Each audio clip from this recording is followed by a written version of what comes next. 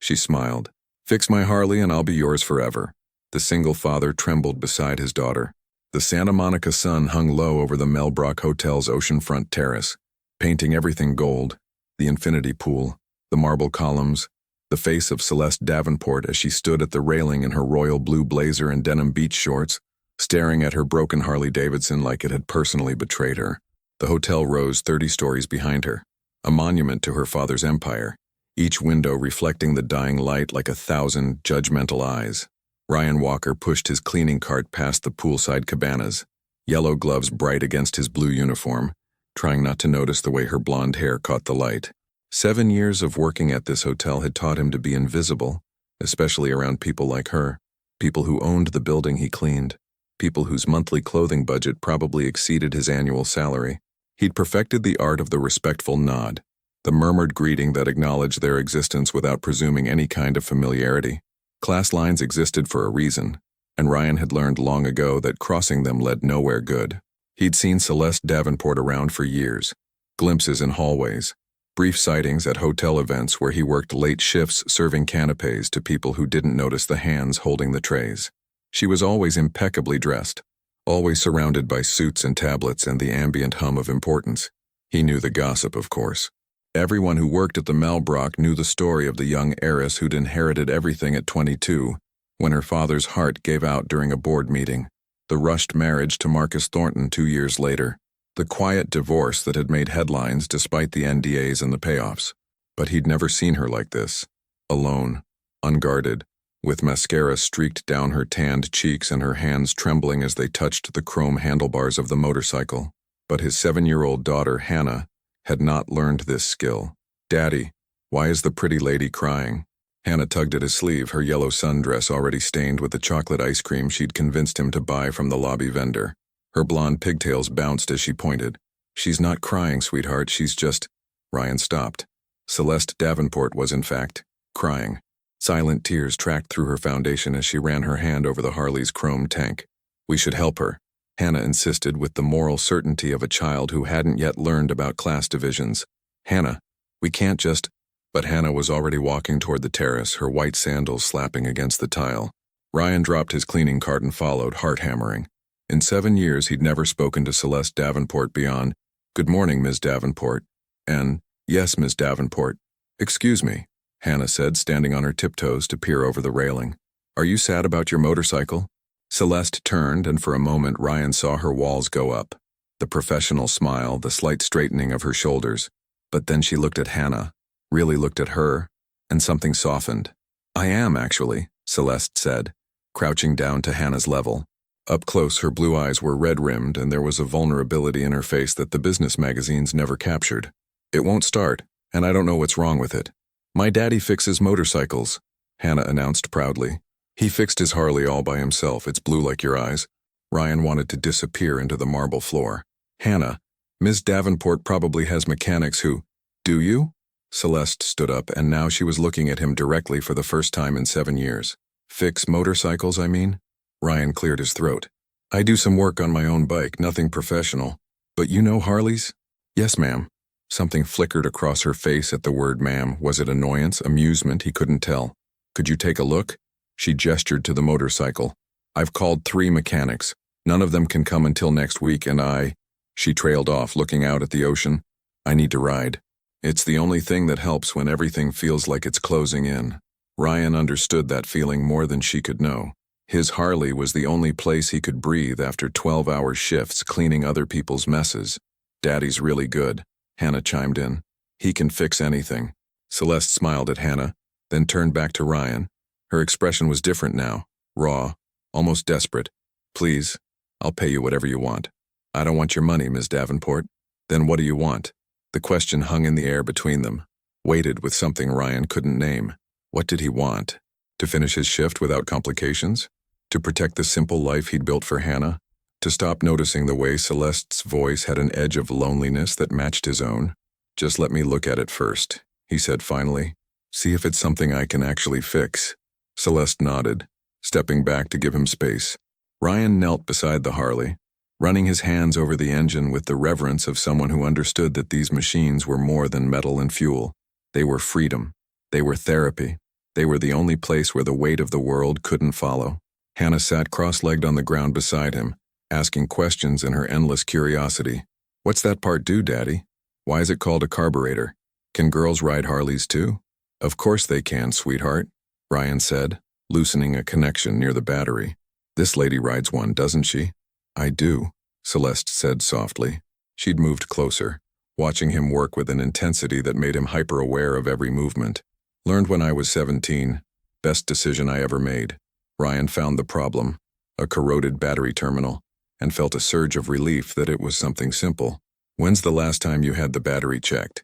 Honestly, I can't remember. I inherited this bike 5 years ago and just rode it. Probably should have maintained it better. Inherited it? Ryan glanced up at her, surprised. From my father. It was his. Her voice had gone quiet, distant. He died when I was 22. Left me everything, the hotel, his businesses, this Harley. Everything except instructions on how to handle any of it. There was a story there, Ryan sensed. A big one. But he was just the janitor, and she was the woman who signed his paychecks. And there were lines that shouldn't be crossed. Battery terminals corroded, he said, pulling out a small multi-tool from his pocket. I can clean it, but you'll need a new battery soon. This one's on its last legs. Can you fix it now, get it running? Ryan worked the corroded connection, scraping away the buildup. Probably, but it's a temporary fix. Temporary is fine. Temporary gets me through today. Something about the way she said it made Ryan look up again. Celeste Davenport stood with her arms wrapped around herself despite the warm evening, looking not like a billionaire CEO, but like someone barely holding herself together. Tough day? He asked before he could stop himself. She laughed, but it was a hollow sound. Tough 5 years. Tough whole life, if I'm being honest. Then she seemed to catch herself, straightening her blazer. Sorry, you don't need to hear this. It's okay. Ryan tightened the connection, then gestured to Hannah. Hand me that wire brush from my cart, sweetheart. Hannah scampered off, and in her absence, Celeste spoke again, quieter this time. Do you ever feel like you're living someone else's life? Like you woke up one day in a future you never chose? Ryan paused, the question hitting closer to home than she could know. He was 30 years old, cleaning hotel floors because one mistake at 18 had derailed every plan he'd ever made. Being a single father to Hannah was the greatest joy of his life, but it came with sacrifices. College abandoned, dreams deferred, a future that looked nothing like what he'd imagined. Every day, he admitted, I was supposed to be in law school right now. Had a full scholarship to USC, top of my high school class, the whole trajectory mapped out. Then I met Hannah's mother at 18, and 9 months later everything changed. She left when Hannah was 6 months old, said motherhood was suffocating her, that she'd made a mistake. Last I heard, she was in Portland, living the life she'd always wanted. And I'm here, cleaning hotel rooms at 30, trying to convince myself that being a good father is enough of a legacy. Celeste set down her wrench and looked at him, really looked at him, with an intensity that made Ryan feel exposed. Being a good father is the only legacy that matters. 20 years from now, Hannah won't remember that you cleaned hotel rooms. She'll remember that you were there for every scraped knee, every bedtime story, every moment when she needed you. That's more than most people get, including me.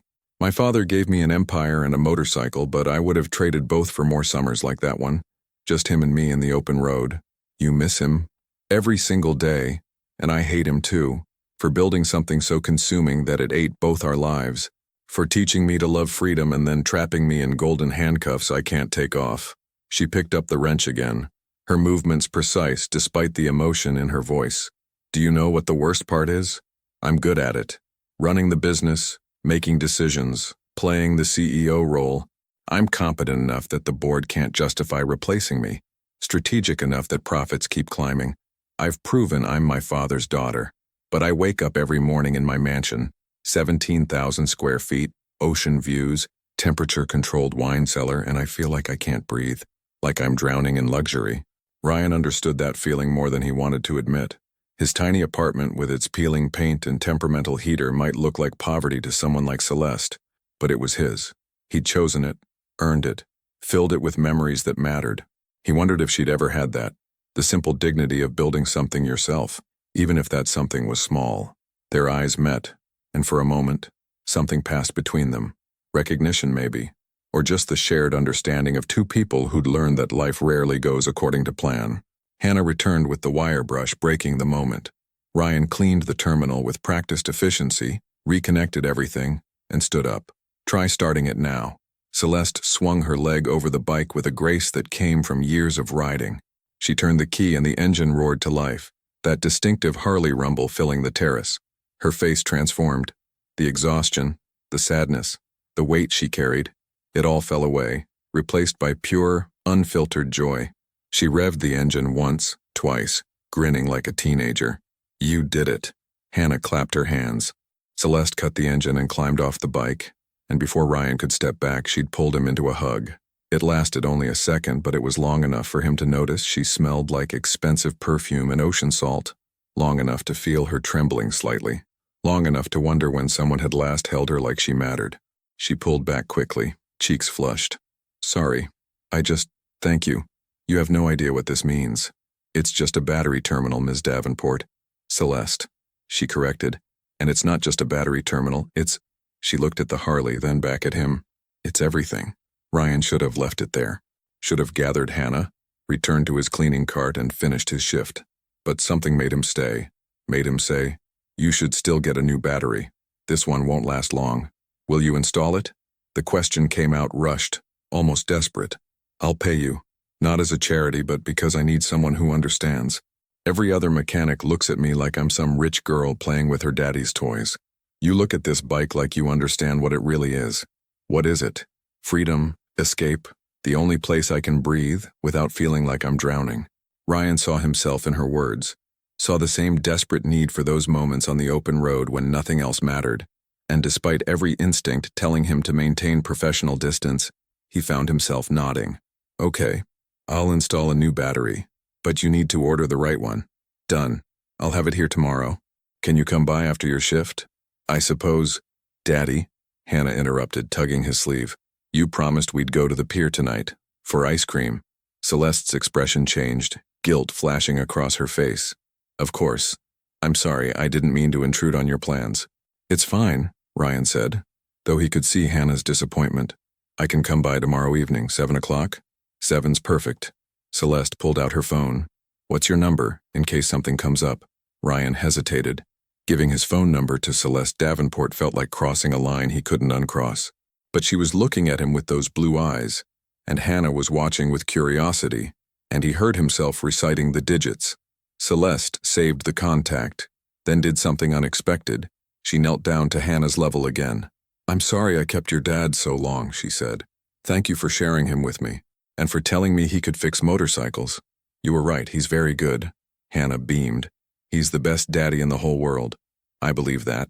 Celeste reached into her blazer pocket and pulled out a business card. This is my private number.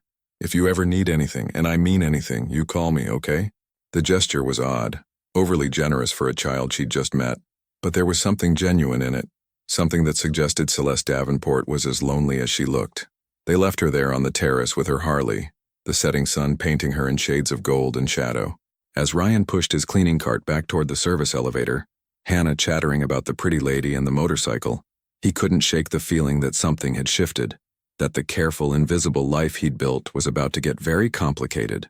He didn't know then that Celeste Davenport would text him at midnight with a question about motorcycle maintenance. He didn't know that their next conversation would last 3 hours. He didn't know that in 2 weeks he'd be spending every evening in the hotel's private garage, teaching her how to maintain her own bike while Hannah colored pictures at a nearby workbench. And he definitely didn't know that 15 years ago, in another life, he'd spent a summer loving a girl named Celeste before she disappeared, leaving only a note that said, I'm sorry, I have to be someone I'm not. But that revelation was still weeks away, hidden in the past like a landmine waiting to explode their carefully separate presence. The next evening, Ryan arrived at the Mel Brock's underground garage at exactly 7 o'clock, new Harley battery in his toolkit. Hannah held his hand, wearing a pink sundress today, her ever-present curiosity already firing questions about where they were going and what they'd do and whether the pretty lady would be there. The garage was a temple to expensive vehicles, Teslas, Maseratis, a vintage Porsche that probably cost more than Ryan earned in 5 years. Celeste's Harley sat in a corner space marked Owner Private, looking almost humble among the luxury cars. Celeste wasn't there yet. Ryan set down his toolkit and lifted Hannah onto a nearby workbench, pulling out the coloring book and crayons he'd brought. Stay here where I can see you. Okay? Okay, Daddy. Hannah immediately started coloring an elaborate princess castle, her tongue poking out in concentration. Ryan had just opened his toolkit when footsteps echoed through the garage. Celeste emerged from the elevator, and Ryan almost didn't recognize her. Gone was the blazer and beach shorts, replaced by worn jeans and a simple white t-shirt. Her blonde hair was pulled back in a ponytail and she wasn't wearing any makeup. She looked younger, more vulnerable, and somehow more real. "Hi," she said, and there was a nervousness in her voice that surprised him. "Thanks for coming. I wasn't sure you would." "I said I would. People say a lot of things." She walked toward the Harley, running her hand over the seat. Usually they don't mean them. There was a story in that statement, Ryan sensed. Probably several. He pulled out the new battery. "This should take about 30 minutes. You want to watch? Learn how to do it yourself?" Celeste's face lit up. "Really? You'd teach me? It's your bike. You should know how it works." They worked side by side, Ryan explaining each step while Celeste asked intelligent questions that proved she wasn't some dilettante playing with her father's toy. She'd been riding for a decade, knew the mechanics at least theoretically, and had a genuine respect for the machine that surprised him. "My father taught me to ride when I was 17, she said, her hand steady as she loosened a bolt Ryan had indicated. "It was the summer before I started college. He was supposed to be grooming me to take over the business, teaching me about profit margins and board dynamics, but instead he'd sneak me out at dawn and we'd ride up the coast. Just the two of us, no security, no handlers. Those were the only times I ever saw him truly happy." Ryan watched her work, impressed by her competence. "What happened when summer ended?" "Reality happened. I went to Harvard, he went back to being the hard-ass CEO everyone expected. We never rode together again." She looked up at him, and there was such raw pain in her blue eyes that Ryan had to look away. "He died 3 months after I graduated. Massive heart attack during a merger negotiation. I got the call while I was interviewing for entry-level positions, trying to prove I could make it on my own. Turns out I didn't have to make it on my own after all. I inherited everything. The hotels, the properties, the investments, and this motorcycle, sitting in his garage with 8,000 miles on it, and a note taped to the gas tank." "What did the note say?" Celeste's hand stilled on the wrench. It said, "For my girl who knows freedom isn't found in boardrooms. Ride far and ride fast and remember that being powerful and being happy aren't the same thing. Choose happiness, Celeste. I never did, and I regret it every day."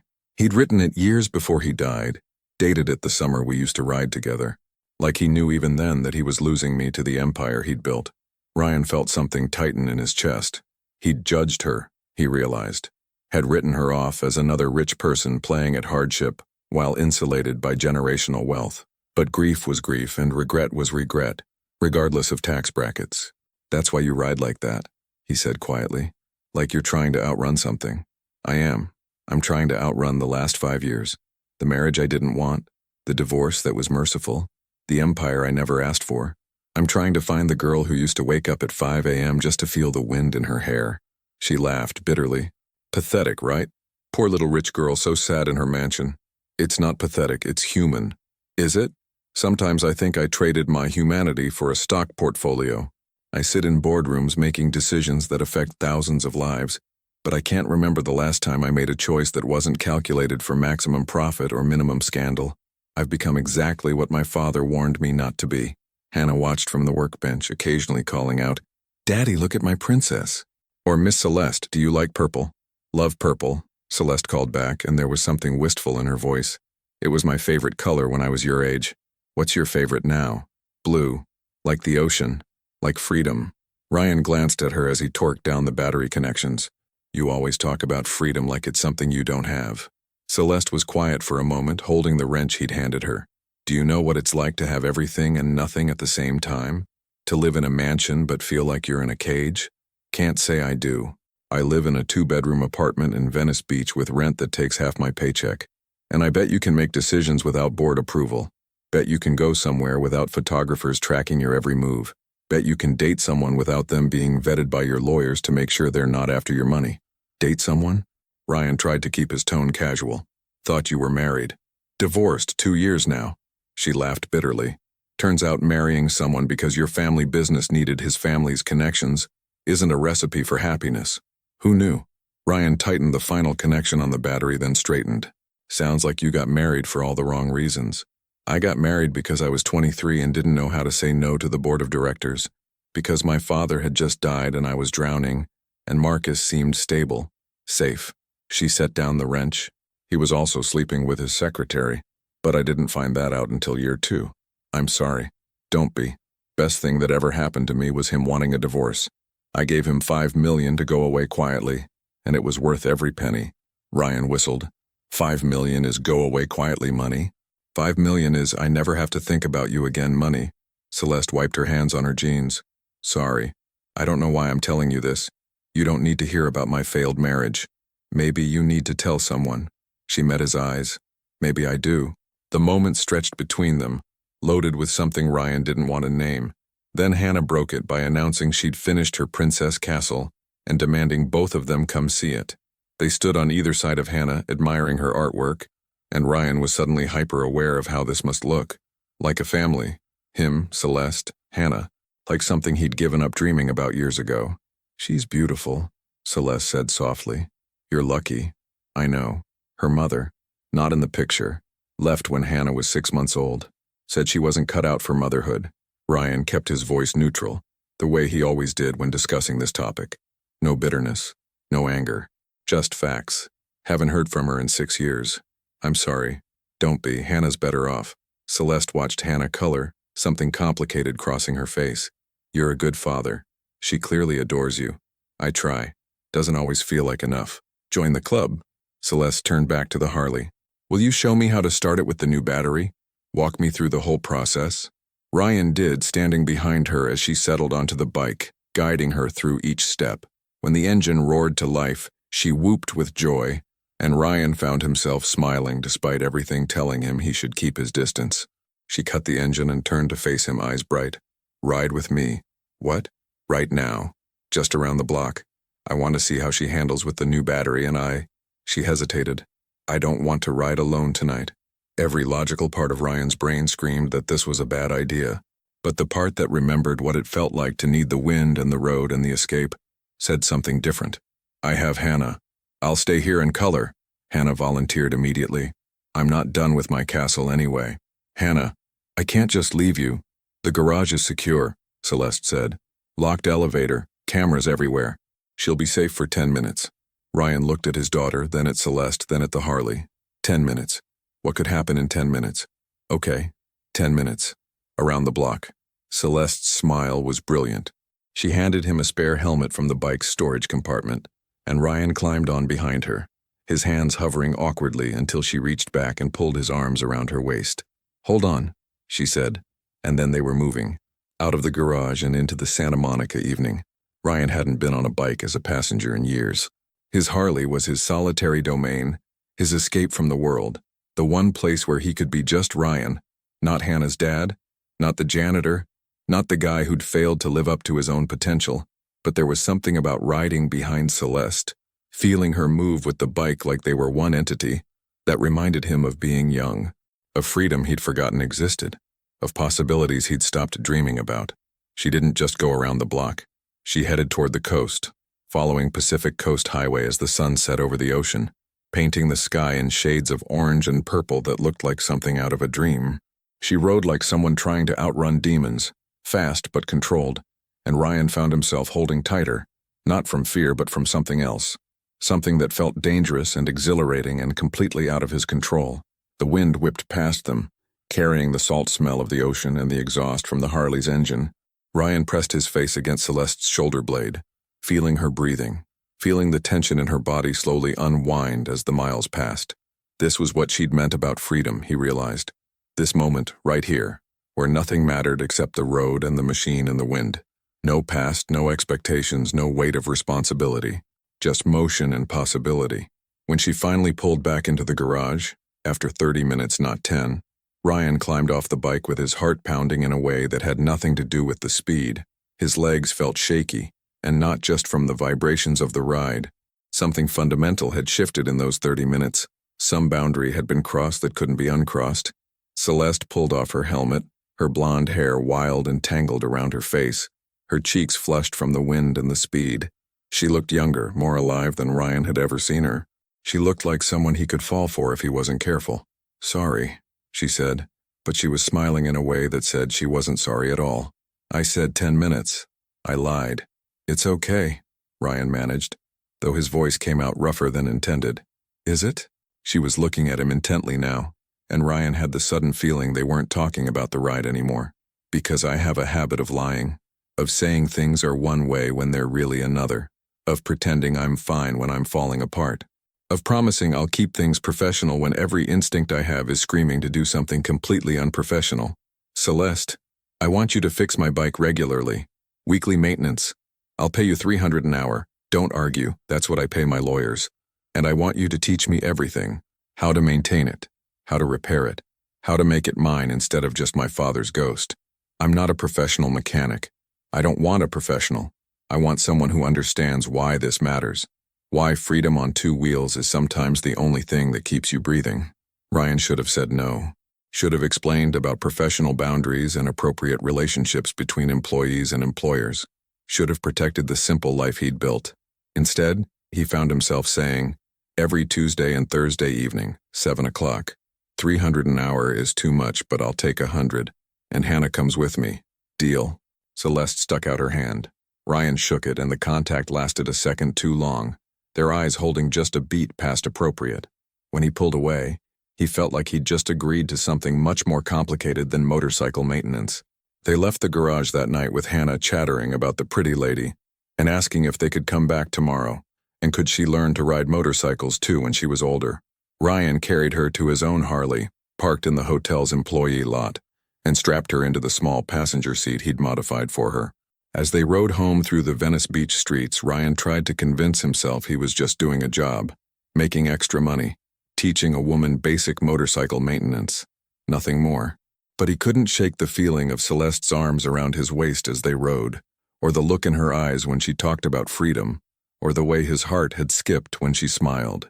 He didn't know that in 3 days Celeste would show up at his apartment at midnight, panicking because she couldn't sleep, because the walls of her mansion were closing in, because she needed to talk to someone who wouldn't judge her. He didn't know that by the end of the month they'd be spending every evening together, officially working on the Harley, actually talking about everything from philosophy to childhood dreams, to the weight of expectations neither of them had chosen.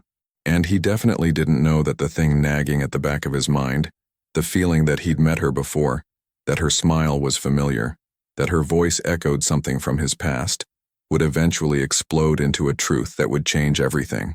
But that revelation was still building, growing in the shadows like a storm waiting to break. 3 weeks passed in a blur of evenings in the garage, conversations that stretched past midnight, and a growing connection that both terrified and exhilarated Ryan. Celeste was nothing like he'd imagined. Underneath the CEO exterior was a woman who quoted Steinbeck, who had strong opinions about social justice, who could debate philosophy with the ease of someone who'd actually read the books instead of just pretending. She was also desperately lonely in a way that broke Ryan's heart. Do you know what it's like to be 27 and realize you've never made a real friend? She asked one Thursday evening, lying on a rolling mechanics creeper under her Harley, changing the oil while Ryan supervised. Hannah was at the workbench, now making elaborate crayon drawings she insisted on giving to Celeste every visit. Every person in my life wants something. Business connections, money, access. No one just wants me. I want you. The words came out before Ryan could stop them, and they hung in the air between them, heavy with meaning. Celeste rolled out from under the bike, oil-stained and beautiful, looking up at him with those blue eyes that seemed to see straight through him. What? Ryan's heart hammered. I mean, I want to be your friend, if you need one. Just friends? The question was loaded, dangerous. Ryan had been fighting this attraction for 3 weeks, telling himself it was just chemistry, just loneliness on both sides, just the danger of proximity. He had a daughter to think about, a job to keep, a life that couldn't afford complications. I'm your employee, he said carefully. You're my boss. That's a line we shouldn't cross. What if I don't care about lines? You should. Lines exist for a reason. Celeste sat up on the creeper, wiping her hands on a rag. You know what I realized the other day?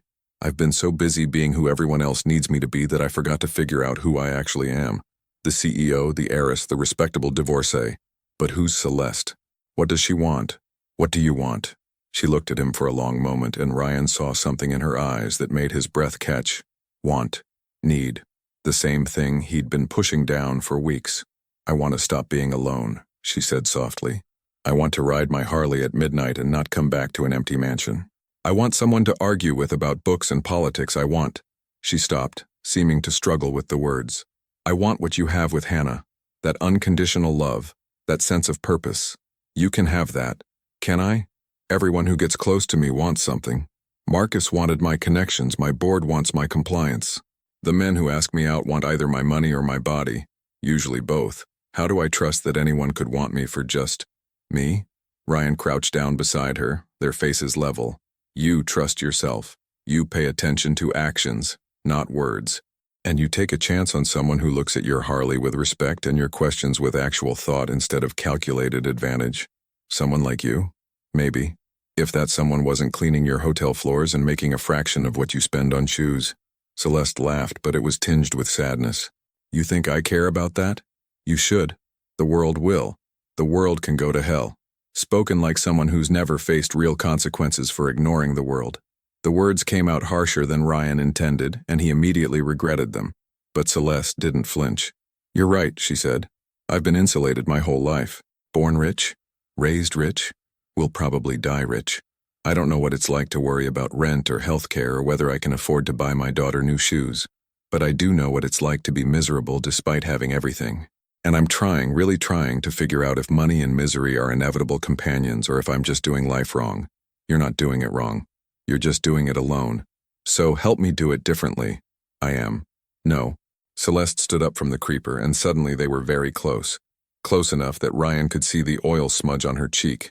Close enough to count her eyelashes. You're being careful, professional. You're maintaining boundaries and being appropriate. And I understand why, but Ryan... She paused, seeming to gather courage. I haven't felt this comfortable with anyone since I was 12 years old. Since before I learned that being wealthy meant being a target. Since before I understood that every friendship came with an agenda. You look at me like I'm a person, not a bank account. And maybe that's just because you're a good guy who treats everyone with respect. But it feels like something more. And I need to know if I'm completely imagining that. Ryan's mouth went dry. Every logical part of his brain screamed to step back. Maintain professional distance, protect himself and Hannah from the inevitable complications. But the truth was pressing against his chest, demanding to be spoken. You're not imagining it. Celeste's breath hitched. So what do we do about it? Nothing. We do nothing. I'm your employee. You're vulnerable. This is a bad idea from every angle. Or it's two people who might actually be able to help each other be less alone. Hannah adores you, has a stable life. Would continue to have a stable life whether or not her father has a friend who happens to be female. It wouldn't be friendship, and you know it. Then what would it be? Ryan couldn't answer that. Didn't trust himself to name the thing building between them, the connection that felt both terrifying and inevitable. Daddy? Hannah's voice cut through the tension. Miss Celeste? Can we get ice cream? My tummy's hungry. The spell broke. Celeste stepped back, laughing shakily. Of course, let's get ice cream. They walked to the pier together, an odd trio, the billionaire, the janitor, and the 7-year-old holding both their hands. People stared, whispering, and Ryan saw Celeste notice but choose to ignore them. She bought Hannah the biggest ice cream sundae on the menu, then insisted on getting one herself, sitting on a pier bench between Ryan and his daughter like she belonged there. Tell me about when you were little, Hannah demanded of Celeste, chocolate ice cream already on her chin. Were you a princess? More like a prisoner, Celeste said, then softened it with a smile. I grew up in a big house, but I wasn't allowed to do much. Private tutors, etiquette classes, board meetings when I turned 18. Not a lot of ice cream on piers with new friends. That's sad. Every kid should have ice cream. You're absolutely right. Celeste looked at Ryan over Hannah's head. Every kid should have ice cream, and parents who love them, and normal, uncomplicated childhoods. I didn't have that last part, but I'm glad you do, Hannah. There was a wistfulness in her voice that made Ryan ache. He'd been so focused on seeing her as the wealthy heiress that he'd missed what now seemed obvious. Celeste had been robbed of something money couldn't buy. As the evening darkened and the pier lights flickered on, they walked back toward the hotel. Hannah was tired, leaning against Ryan's leg, asking if they could come back tomorrow, if Miss Celeste would teach her about motorcycles, if pretty ladies always had sad eyes like she did. Her eyes aren't sad anymore, Ryan said, glancing at Celeste. See? She's smiling. But they're still sad behind the smile, Hannah insisted with the blunt honesty of children. Like she's crying inside where no one can see. Celeste stopped walking. For a moment, Ryan thought she might cry right there on the street. Then she crouched down in front of Hannah, taking both her small hands. You're very smart, Celeste said, and very right. Sometimes I'm sad behind my smile, but being with you and your daddy makes it better, so thank you for that. You can come to our house if you want, Hannah offered. It's small, but it's happy. I'd like that very much. They parted at the hotel, Celeste heading to her mansion in the hills, Ryan and Hannah to their Venice Beach apartment. As Ryan tucked Hannah into bed that night, she asked the question he'd been dreading. Daddy, do you like Miss Celeste? Of course I like her. No, I mean like her. Like in the movies. Ryan sat on the edge of her bed, choosing his words carefully. Miss Celeste is my friend, and yes, I like her very much. But our lives are very different, and sometimes that makes things complicated. Because she's rich and we're not? Partly. That's stupid. If you like someone, you should be with them. That's what matters. You're right, sweetheart. That's what should matter. But the world doesn't always work the way it should. Hannah yawned, her eyes already closing. Then the world is stupid too. Ryan kissed her forehead and turned out the light, but her words echoed in his mind. The world was stupid. Or maybe he was, for caring about boundaries and propriety, when every moment with Celeste felt like coming home to something he hadn't known he was missing. His phone buzzed. A text from Celeste. Thank you for tonight. For everything. You have no idea how much it means to just be treated like a human being instead of a walking checkbook. Ryan typed and deleted 3 responses before settling on, that's what friends do. Her reply came immediately. Is that what we are? Friends? Ryan stared at the screen for a long time before responding. I don't know what we are, but I know I keep thinking about you when I shouldn't. The 3 dots appeared, disappeared, appeared again. Finally, same. Good night, Ryan. Good night, Celeste. He lay in bed staring at the ceiling, his mind replaying every conversation, every glance, every moment when the air between them had felt electric. He was 30 years old, a single father with a job that barely paid the bills. She was 27, a billionaire who owned hotels and had her face in business magazines. This was impossible from every angle, but impossible things had a way of happening anyway. The next Tuesday, Ryan arrived at the garage to find Celeste already there, sitting on her Harley with her helmet in her lap, looking like she'd been waiting for hours, even though he was right on time. I have a proposition, she said, before he could even set down his toolkit. Ryan's stomach tightened. Okay. I want you to quit your job at the hotel. Of all the things he'd expected her to say, that wasn't it. What? Not like that. I want to hire you, properly, as my personal mechanic. 3 times a week, flexible hours, and I'll pay you $70,000 a year. That's more than you make now, right? It was almost double what he made cleaning floors. Ryan's mind raced. Celeste, before you say no, hear me out. I'm not doing this to make you dependent on me, or to buy your affection or whatever you're thinking. I'm doing it because you're a talented mechanic who's wasted cleaning hotel rooms, and I'm a woman with 7 vehicles who needs someone to maintain them properly. It's a business arrangement. Is it? Mostly. Okay, partly. Fine. It's 20% business arrangement and 80% me wanting a legitimate reason to see you 3 times a week without it being weird. She set down her helmet and looked at him directly. I like you, Ryan. I like talking to you. I like how you make me think about things differently. And yes, I'm attracted to you in a way that probably crosses every professional boundary ever invented. But more than that, I like who I am when I'm with you. I'm less miserable, less alone. And maybe that's selfish. Maybe I'm using my money to buy time with someone who makes me feel human, but I don't care. I'm tired of pretending I don't need people. Ryan's heart was pounding. What about Hannah? What about her? She comes with you, like always. I'll set up a proper kids area in the garage. TV, toys, art supplies, whatever she needs. Hell, I'll hire a part-time babysitter if you want someone to watch her while we work. Celeste's voice cracked slightly. I just need this to not end. I need you to not disappear because our arrangement is too informal, or because something changes at your cleaning job. I need to know you'll be here, even if it's just as my employee. You're asking me to quit my stable job for a position that could end the moment you get tired of me. I'll put it in writing. 2-year contract minimum, full benefits, severance package if things don't work out. She pulled a folder from her bike's storage compartment. I had my lawyers draw it up. It's all here. You don't have to decide now. Take it home, read it, think about it. Ryan took the folder, feeling the weight of it in his hands. This was insane, reckless, crossing every line he'd ever drawn for himself. It was also, possibly, the answer to a dozen problems.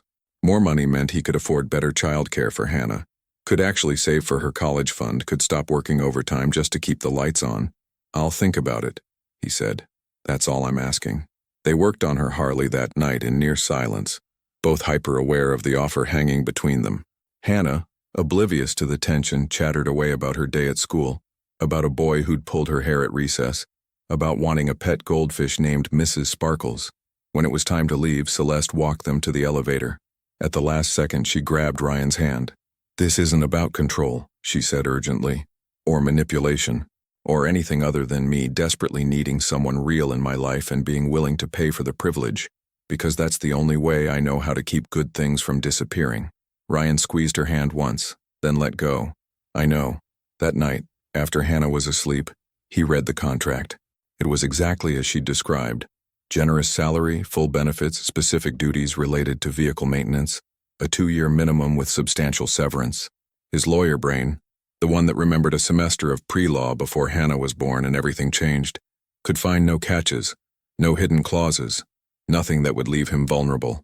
What it couldn't address was the real danger, that he was falling for Celeste Davenport in a way that had nothing to do with her money, and everything to do with the woman who cried over her father's motorcycle and treated his daughter like she mattered.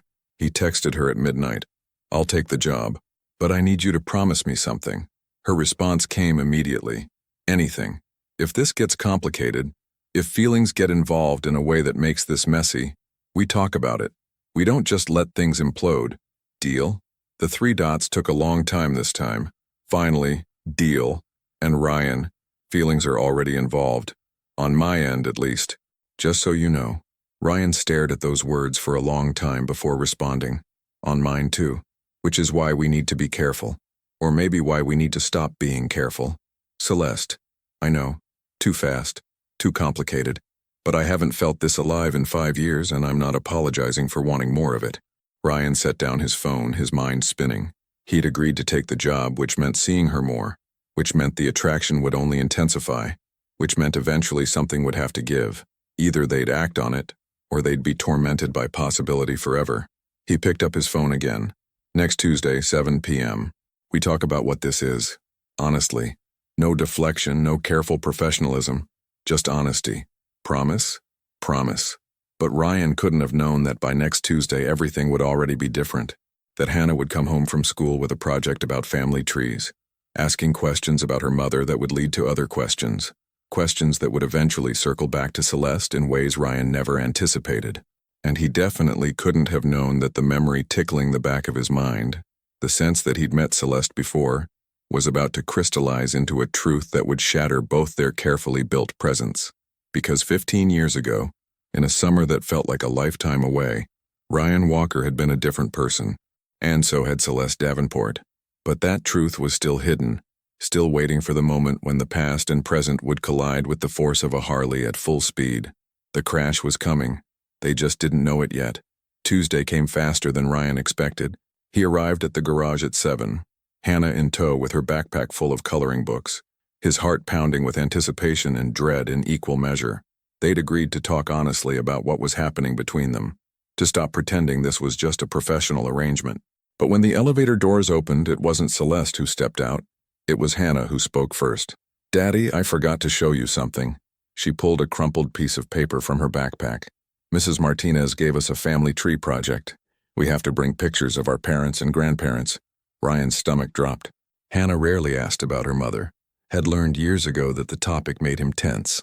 But now she was looking at him with those innocent 7-year-old eyes, waiting for answers he didn't want to give. "Hannah, we can talk about this later, but I found something in your closet when I was looking for my art supplies. An old photo album. The leather one on the top shelf." Ryan's blood went cold. That album. The one he'd shoved in the back of his closet 15 years ago and tried to forget existed. The summer he'd spent at 17 before everything fell apart. Before Hannah's mother. Before his scholarship evaporated. before life became about survival instead of dreams.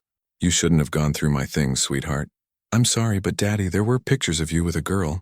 A blonde girl with blue eyes. She looked so happy. And there was writing on the back. Hannah pulled out a photograph she'd apparently taken from the album, and Ryan's world tilted on its axis. It was him at 17, standing next to a 12-year-old girl with blonde pigtails and a gap-toothed smile, both of them covered in grease, working on a Harley Davidson in someone's garage. His arms were around her shoulders. She was looking up at him like he'd hung the moon. On the back, in his 17-year-old handwriting, Celeste's first motorcycle lesson. Summer 2010.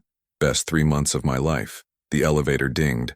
Celeste stepped out, saw Ryan's face, saw the photo in Hannah's hand, and froze. For a long moment, nobody moved. Then Celeste walked forward slowly like approaching a ghost and took the photograph from Hannah with trembling hands. "Oh my God," she whispered. "Ryan Walker. R.W. You're R.W. Ryan couldn't breathe. "You remember?" "Remember." Celeste looked up at him, tears already streaming down her face. "I spent 15 years trying to forget. 15 years convincing myself that summer wasn't real.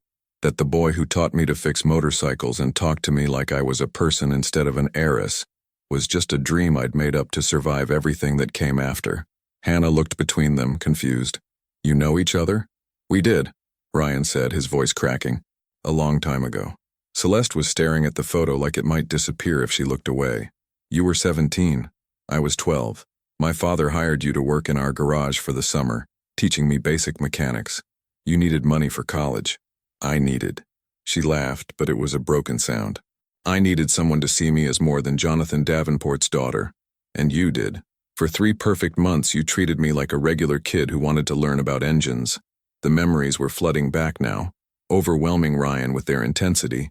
Celeste at 12. Skinny, curious, desperate for connection in a world that saw her as a commodity. She'd been homeschooled, isolated, lonely in a way that broke his teenage heart. He'd taught her about motorcycles, but they'd talked about everything. Books, philosophy, dreams, what it meant to be truly free. "I left," Ryan said quietly, "in August. I had to get back for school, without saying goodbye, without leaving contact info." There was pain in her voice. "My father told me you'd gotten your money and moved on, that I was foolish for thinking you cared. That's not what happened. Your father called me into his office, said I'd crossed professional boundaries, gave me $5,000 and made me sign an NDA promising never to contact you again." Celeste's face went white. "He what?" "I was 17 and terrified. He threatened my scholarship. I thought you were better off without me." Ryan's voice broke. "I'm sorry. I should have fought harder. I wrote you letters. Dozens. They all came back, returned to sender. I thought you didn't want to hear from me. You were never just a job. Leaving you felt like cutting off a limb." Hannah, still not understanding, but sensing the emotional weight, reached out and took both their hands. "Why are you both crying?" "Because sometimes," Celeste said, crouching down to Hannah's level, her voice shaking, "people who care about each other get separated by things beyond their control, and it takes a very long time, and a very smart little girl, to bring them back together." Ryan's mind was reeling. All those evenings in the garage, and he'd never recognized her. But of course he hadn't. She'd been 12, all knees and elbows and braces. Now she was 27, sophisticated, beautiful, bearing no resemblance to the child he'd known except for those blue eyes and that desperate hunger for authenticity. "Your father's Harley," he said suddenly. "The one you inherited. That's the bike we worked on together that summer." Celeste nodded. "He never rode it after you left. Just kept it in the garage like a monument. When he died and I found the note taped to the gas tank, I thought he was trying to tell me something about freedom. But now I think," she looked at Ryan, her expression raw with realization, "I think he was telling me he was sorry, that he'd made a mistake separating us, that he'd watched me become exactly what he feared, someone who chose empire over happiness, and he regretted forcing that choice." "He loved you," Ryan said. "Even when he made terrible decisions, he loved you. But he loved control more." Celeste stood up, wiping her eyes. "And it cost us 15 years. Cost you a future you deserved, cost me any chance at a normal childhood. Cost both of us." She stopped, seeming to struggle with the words. "What would have happened, Ryan, if we'd stayed in touch? If my father hadn't interfered, would we have—" "I don't know," Ryan said honestly. "You were 12. I was 17. There wasn't anything inappropriate happening, but there could have been something meaningful when you got older. A friendship, at least. Maybe more, given time. He ran his hand through his hair, overwhelmed. All I know is that losing you broke something in me, made me reckless. I got involved with Hannah's mother 6 months later, partially because she was the opposite of you in every way. That didn't end well, but it gave me Hannah, so I can't regret it entirely. And I married Marcus, Celeste said bitterly, because he was safe and appropriate, and exactly what the board wanted. Because by then I'd learned that genuine connections were dangerous, that letting anyone close led to pain. I'd built walls so high that even I couldn't climb over them. They stood there in the garage, 15 years of misunderstanding and manufactured distance between them, while Hannah watched with the wisdom that sometimes children have in moments of adult crisis. But you found each other again, Hannah said. That's good, right? Ryan closed the distance between them and took Celeste's hands. We figure it out together. No NDAs, no interference, just honesty and patience. I'm terrified, Celeste admitted, of messing this up, of my world chewing you up. We'll deal with reality as it comes. Together. Celeste smiled, a real smile, the kind Ryan remembered from 15 years ago. You fixed more than my motorcycle, Ryan Walker. You fixed something in me I thought was permanently broken. And you reminded me that dreams don't have expiration dates.